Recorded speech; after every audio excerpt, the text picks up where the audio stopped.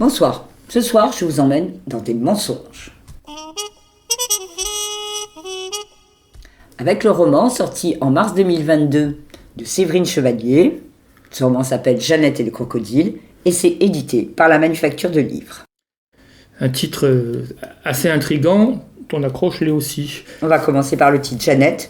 On la découvre le jour de ses 10 ans, pleine d'espoir. Sa maman, Blandine, doit l'emmener voir le crocodile sauvé des égouts. Blandine a mis de l'argent dans le nourrin et elles vont passer une nuit à l'hôtel. Jeannette rêve, mais patatras. La mère Blandine cuve sa bouteille de vodka descendue la veille. Elles ne partiront pas. Maman est morte. S'écrie Jeannette quand elle découvre celle-ci au pied de l'escalier. Mais en fait, elle n'est que blessée. Ouais, mais une part de Jeannette, elle, est morte. Son rêve s'est envolé. On la retrouvera ainsi à chaque anniversaire, de 11 ans à 16 ans. Les rêves s'écroulent les uns après les autres.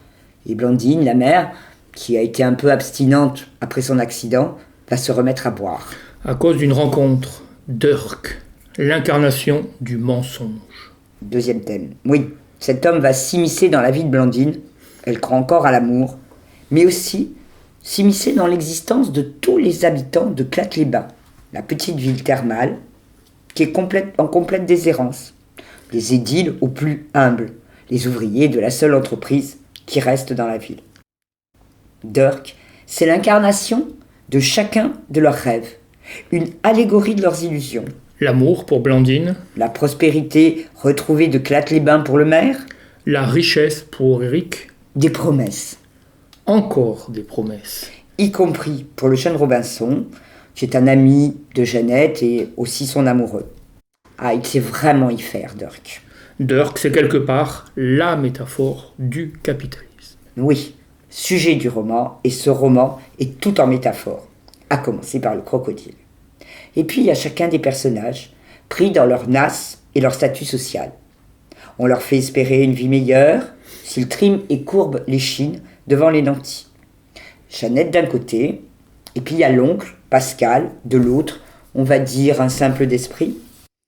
Ils incarnent, eux, tout à la fois la naïveté et l'innocence. Lesquelles naïveté et innocence n'ont pas de place dans cette société. Et donc, Jeannette et Pascal non plus. Mais on ne dévoilera pas plus de l'histoire. Pour évoquer ce qui m'a vraiment ébloui dans ce roman, c'est le style et l'écriture de Séverine Chevalier. C'est ce qu'on avait déjà remarqué dans ses précédents romans, et tout particulièrement dans Cloué l'Ouest. Et oui, ces mots sortent directement de ses propres émotions, de ses indignations, de ses colères.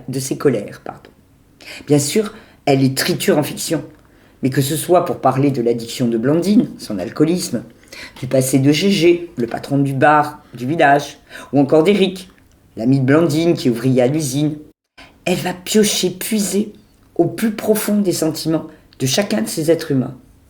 Et puis simplement, nous les laisse avoir, sans démagogie, sans pleurnicherie, sans artifice. Et quand elle parle de l'état de la planète, elle est aussi... très en colère.